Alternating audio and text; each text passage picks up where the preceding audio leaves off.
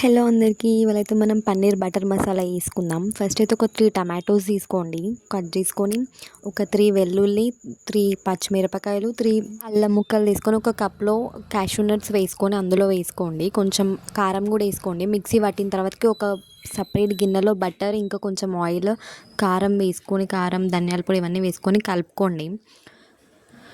పన్నీర్ని ముక్కలుగా వేసుకొని అందులో వేసుకొని కొంచెం అటు ఇటు వేయించుకున్న పన్నీర్ని అయితే పక్కకు తీసుకొని మళ్ళీ ఒక ప్యాన్లో ఆయిల్ అండ్ బటర్ పోసుకొని ఉల్లిగడ్డలు ఒక 2 ఉల్లిగడ్డలు వేసుకొని కొంచెం బ్రౌన్ కలర్ రావాలి లైట్గా.